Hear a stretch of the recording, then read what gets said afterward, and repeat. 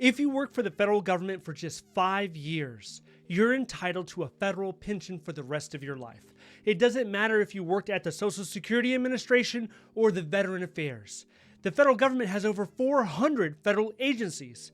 In any one of these, as a federal employee, you would receive this entitlement. The pension is called FERS, the Federal Employees Retirement System, and this is the calculation to determine the amount of your pension. I often talk to people about being fully vested in the federal pension. Come in, do the 5 years, and then after that, go do something else. I talk to younger people, I talk to older people. Surprisingly, it's the older folks that are more interested. People who have already done 20, 30, 35 years in the private sector, in sales. They've already made a decent amount of money, but at this point in their life, they want another stream of revenue. They want another stream they can rely upon that's giving them money continuously. So whatever situation you're in, you owe it to yourself to see, is this something that's feasible for you? Do you think it will benefit and positively impact your life if you go down the federal hiring process to do your 5 years to get vested? But let's say you do it. You do the 5 years. What does that even look like? What type of pension are we talking about? Are we talking about a couple $100 here? Or are we talking about $1,000? Well, I'm going to break this up into 3 different categories. I'm going to say best case scenario, average case scenario, worst case scenario. In the best case scenario, we have you retiring as a GS-15. Now, this means you could have came in as a GS-14 and then received a promotion, or maybe you just came in as a GS-15. And there are a lot of people that are quick to say, this is impossible. Well, it's not impossible. I see people almost every week coming from the military, and they're coming into a GS-14 position. Never been a federal government employee before. I've seen people in the banking industry coming from sales, coming in as a GS-14 based on their experience. So it can happen. You can actually even come in as a GS-15. There are no rules about this. Everybody wants to say it's who you know. You have to have family and network and friends, but that's not necessarily the case. So let's say you come out to Washington, D.C., and as a GS-15 Step 1, you're earning $163K a year. For the next 3 years, you would get a raise from Step 1 to Step 4. This would result in a high 3 salary of about $174,000 a year. So this is how the calculation would look. We would input $174,000 times 5 times 1%, and we get $8,716 a year. So at 62 years old, you would receive roughly $9,000 a year or $726 a month. Now that might not seem like a lot of money to you, but that could easily take care of a car payment, or maybe utilities, or maybe the food that you have to bring into the house every month. That is money that you have at your disposal to use where you see fit. You also have to keep in mind that this is not attached to Social Security. This is not associated with any type of market activity. You have an IRA, you have a 401k, that's separate.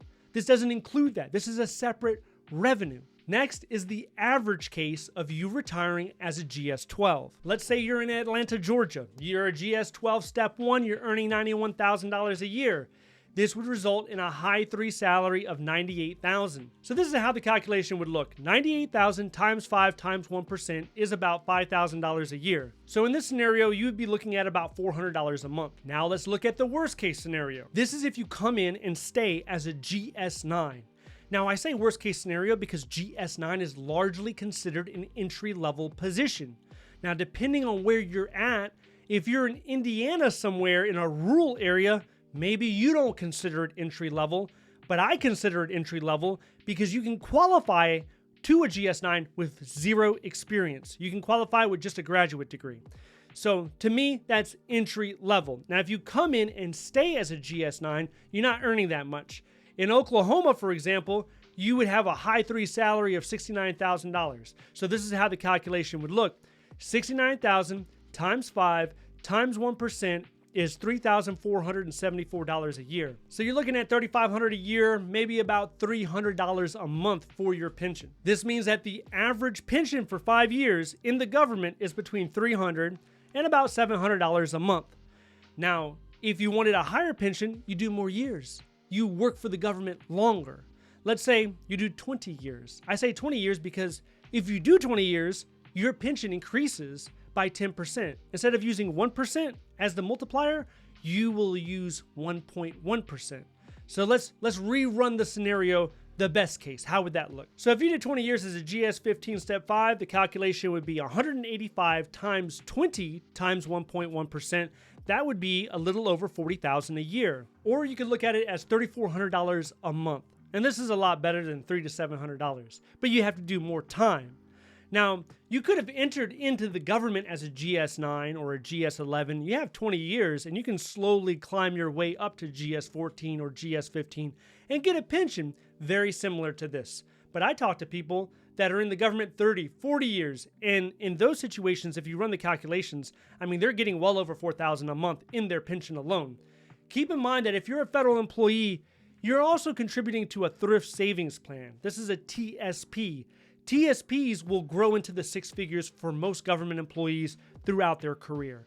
We even have thousands of government employees where their TSPs exceed $1 million to $3 million.